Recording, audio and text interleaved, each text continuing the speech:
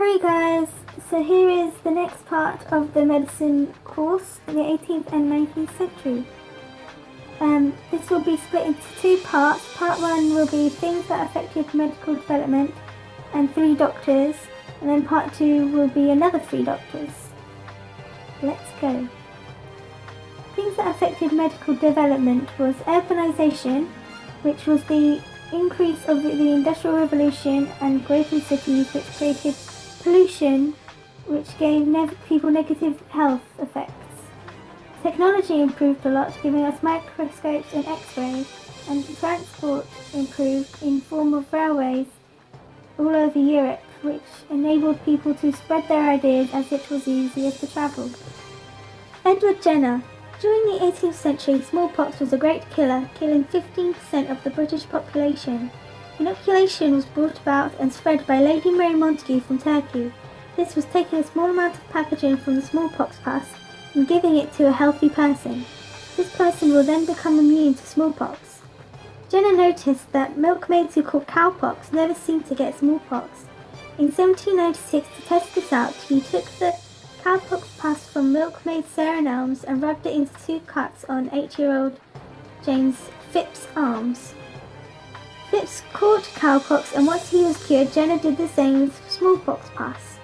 Phipps caught smallpox and survived. Jenner then published his findings in 1896 and named the process vaccination after the Latin word vacca, meaning cow. However, many people didn't agree with him because what he did was highly unethical and he could not explain why it happened. People could also not put 2 and 2 together on how cowpox made you immune to smallpox. Here's a little bonus fact on why cowpox made us immune to smallpox. The cowpox and smallpox pathogen has a very similar shaped antigens. When cowpox entered Phipps's body, his white blood cells created antibodies that fit onto the antigens and destroy them. The first time it enters the body, it takes a while to create the antibodies, but it remembers the shape of the antigen so it can produce antibodies quickly to destroy the pathogen the next time it enters the body.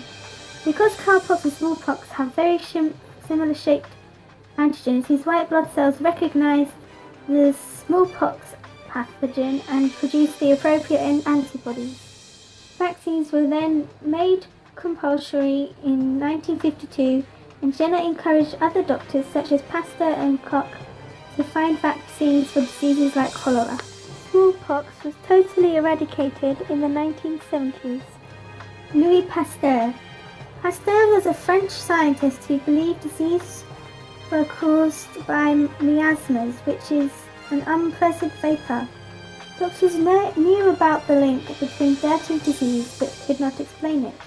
A brewing company was wondering why the alcohol, beer and milk were going bad and asked Pasteur to find out. In 1850, Pasteur developed the theory that germs caused diseases and particular microorganisms grew vigorously in liquids. In 1861, he proved that silkworms could die from bacteria and this bacteria could make liquids go bad. Louis Pasteur then went on to develop vaccines for anthrax in 1879 and rabies in 1885. Robert Koch. He built on germ theory and realized that different bacteria cause different diseases.